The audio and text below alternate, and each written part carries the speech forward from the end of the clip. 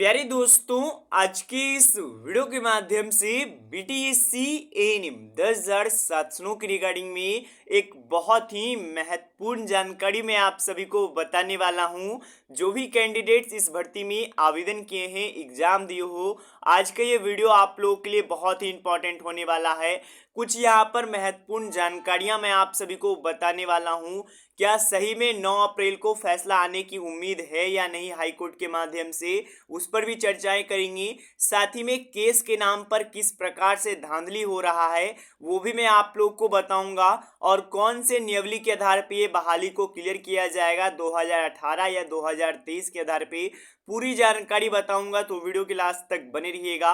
और जो भी स्टूडेंट्स इस चैनल पर नए आए हो, चैनल को सब्सक्राइब करके बेल नोटिफिकेशन ऑल सेट कर लीजिएगा। सबसे पहले बात करते हैं कि क्या 9 अप्रैल को फैसला आ सकता है। तो सबसे पहले तो ये जो आप देख रहे हो ये ई कोर्ट का ऑफिशियली वेबसाइट है, और ये जो यहाँ पर आप देख रहे हो ये क्वालिफाइड स्टूडेंट्स ने जो एलपीए दायर किया है उसका है। बहुत सारे स्टूडेंट्स का ये कहना है कि ये एलपीए खत्म हो चुका है, यानी कि ये केस डिस्क्लोज हो चुका है एक ही सुनवाई में। तो मैं पहले ही आपको बता देना चाहता हूँ, ये जो कोर्ट का जो भी यहाँ पर एलपीए दायर किया गया था, एलपीए 269 यहाँ पर आप लोग देख सकते हो, तो ये डिस्क्लोज नहीं हुआ है। हालांकि इसका डेट नहीं दिया गया, ये आप कह सकते हो कि यहाँ पर डेट नहीं दिया गया, लेकिन यहाँ पर डिस्क्लोज नहीं हुआ है। क्योंकि अगर डिस्क्लोज हो जाता तो स्टेज ऑफ केस में यहाँ पर आप कह सकते हो डिस्क्लोज लिखा हुआ रहता। तो इसका भी डेट आपको जल्द से जल्द देखने को मिलने वाला है। और ये भी केस बहुत ही इंपॉर्टेंट है सभी नर्सों के लिए, चाहे आप संविदा एएनएम हो चाहे आप क्वालिफाइड एएनएम हो। लेकिन जो ज्यादातर उम्मीद सभी लोगों का लगाया हुआ है वो है 9 अप्रैल को, क्योंकि जो 2 अप्रैल को सुनवाई हुआ उसमें नेक्स्ट डेट दिया गया वो है 9 अप्रैल। मैं आपको बताना चाहता हूं 80% चांस है, जी हाँ दोस्तों, 80% चांस ये है कि यहाँ पर जो 9 अप्रैल को सुनवाई होगा उसमें फाइनल डिसीजन आ जाए। बहुत सारे लोग आपको बता रहे हैं 99.9% चांस है कि यहाँ पर सुनवाई जो कि फैसला आ जाएगा। देखिए चांस अभी बता रहे, अभी आप अगर देखिएगा तो हो चुका है, 2-3 यहाँ पर सुनवाई हो चुका है। तो अगर न्यायालय चाहेगी कि हम फैसला सुना दे तो वो फैसला भी सुना पाएगी। लेकिन मुझे थोड़ा सा लगता है कि यहाँ पर एक डेट और दिया जा सकता है। पर उम्मीद है कि यहाँ पर जो 9 तारीख का हो उसमें अच्छा से जजमेंट हो, अच्छे से सुना जाए। क्योंकि आप कोई भी केस उठा करके देख लीजिए जिसमें कि अभी तक आधा घंटा सुना गया है, उससे ज़्यादा नहीं सुना गया है। तो यहाँ पर केस में भी समय थोड़ा सा दिया जाएगा जज साहब के द्वारा, उसके बाद ही कहा जाएगा कि इसमें यहाँ पर अब यहाँ पर ये खत्म हो जाएगा या फिर तो 80% चांस है कि 9 तारीख को 9 अप्रैल को इस केस का जो भी हियरिंग में यहाँ पर जजमेंट आना है वो जजमेंट आ जाए दोस्तों। अब जैसे ही कोई अपडेट आता है मैं आप सभी को बता दूंगा। इसके बाद बात करने वाले हैं कि किस प्रकार से केस के नाम पर धांधली हो रहा है। सबसे पहले आप एक तस्वीर में आपको दिखाना चाहता हूं, यहां पर देख सकते हो डेट, आप लोग देखते चलिएगा, सब लेटेस्ट डेट का है, कोई पुराना नहीं है।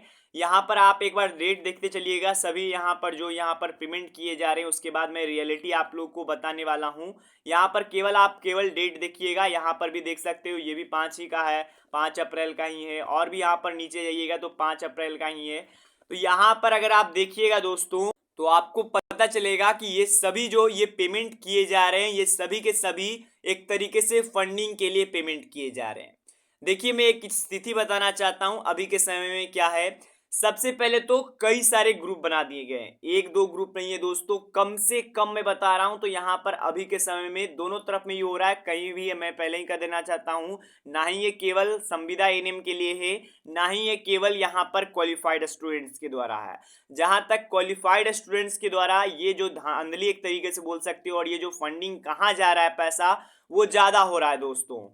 कम से कम यहाँ पर 10 ऐसे 10 से भी हो सकता है अधिक यहाँ पर ग्रुप बना दिए गए हैं जहाँ पर कि पैसे की मांग की जाती है कि यहाँ पर ये पैसे हम लोग केस लड़ने के लिए लगाएंगे, और वहाँ पर इस पैसे को मांगा जाता है।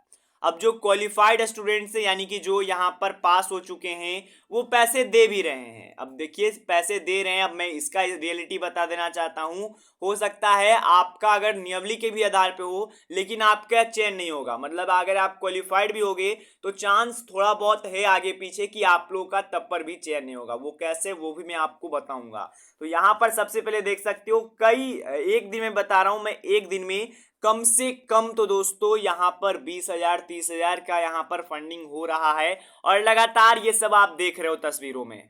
अब आप लोग ये बात भी सुन लीजिए कि जो भी कैंडिडेट्स पास हुए हैं, आपको पता होगा टोटल कैंडिडेट्स पास हुए हैं 8,791। नोट कर लीजिए 8,791।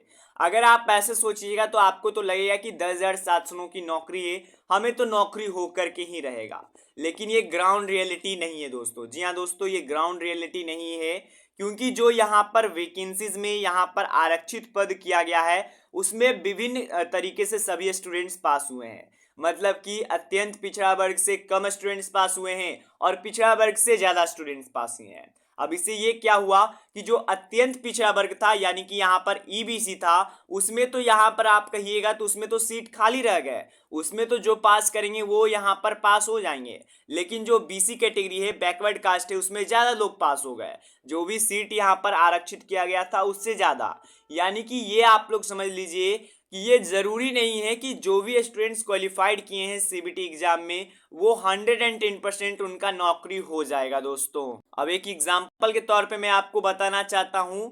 यहां पर आप देख सकते हो, सबसे पहले जनरल का बात करते हैं तो जनरल के लिए 3,891 स्टूडेंट्स पास हुए। नोट कर लीजिए 3,891 स्टूडेंट्स पास किए हैं। अब यहीं पर आप अगर वैकेंसी में देखिएगा तो कितना वैकेंसी जनरल के लिए है, तो जनरल के लिए वैकेंसी 3,539 है। तो यहाँ पर भी कई सारे ऐसे स्टूडेंट्स आपको मिल जाएंगे, करीबन 200 से ऊपर कैंडिडेट्स आपको देखने को मिल जाएंगे जिनका कि क्वालिफाइड होने के बाद भी उनको चयन नहीं किया जाएगा। तो देखिए सबसे पहले तो मैं आपको ये बता देना चाहता हूं, अगर आपको लगता है कि आपका पैसा सही हाथों में जा रहा है तो आप दीजिए, कोई भी मुझे यहाँ पर परवाह नहीं है। लेकिन ये अब कुछ ज़्यादा हो रहा है, कई सारे ग्रुप बना दिए गए हैं। बहुत सारे स्टूडेंट्स मुझे मैसेज करते हैं कि सर ये एक धांधली है, कभी ये मांग रहे हैं पैसे, कभी ये मांग रहे हैं पैसे। तो ये पैसे कहाँ जा रहा है इसका कोई हिसाब नहीं है। सिर्फ कुछ स्टूडेंट्स है जो कि दे जा रहे हैं, उनको तो लग रहा है कि हमारा नौकरी हो जाएगा अगर इस आधार पे होगा बहाली तो। लेकिन स्थिति ये नहीं है, ये मैंने आपको समझा दिया। उसी प्रकार से कुछ और जातियां में भी आप देख पाइएगा, जैसे कि पिछड़ा वर्ग में भी यहाँ पर देखिएगा तो 1952 पास हो गए हैं। और यहाँ पर सीट कितना है पिछड़ा वर्ग जाति में, तो यहाँ पर 1191 इधर और पिछड़ा वर्ग महिला में 400, यानी कि मान के चलिए 1500। तो यहाँ पर भी आपको कई ऐसे स्टूडेंट्स देखने को मिल जाएंगे जिनको कि पास होने के बाद भी उनको नौकरी नहीं दिया जाएगा।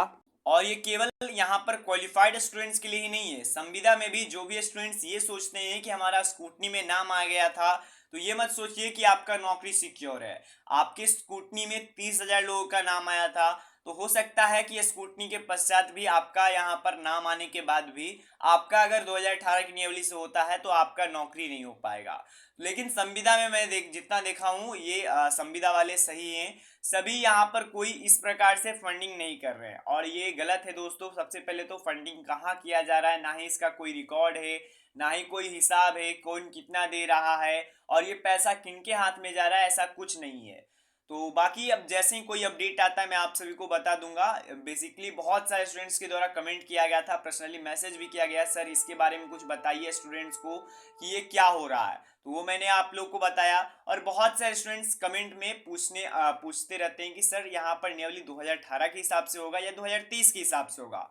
देखिए सबसे पहले तो यहाँ पर बहुत सारे स्टूडेंट्स को ये कंफ्यूज किया जा रहा है कि 99% कुछ का कहना है कि 2018 की नियमावली पे होगा और बहुत सारे स्टूडेंट, बहुत सारे जो यूट्यूबर्स हैं उनके द्वारा कहा जाता है कि 99.9% एकदम निश्चित रहिए कि 2023 की नियमावली के अनुसार होगा और कुछ यहाँ पर यूट्यूबर्स का कहना है कि 2018 की नियमावली के अनुसार होगा। देखिए पहले ही मैं बता देना चाहता हूँ, अगर ऐसा कुछ होता तो जो हमारा हाई कोर्ट है वो पहले से ही निर्णय ले लेता, तो इतना टाइम नहीं लगाता। तो थोड़ा सा इस केस में जान जरूर है। मैं पहले ही बता देना चाहता हूं, जो भी केस होते हैं उसमें 50-50 चांस होता है। जब तक कोई भी नतीजा ना आ जाए तब तक आपको कुछ पर भी विश्वास नहीं करना है। तो ये मैं आपको बता देना चाहता हूं। बाकी दोनों अपने अपने पक्षों में अगर उनको देखा जाए तो दोनों अपना सही है। बाकी अगर आपको ये वीडियो पसंद आया हो, चैनल को सब्सक्राइब कर दीजिएगा। मिलते दोस्तों कोई शुरू में, तब तक के लिए गुड बाय।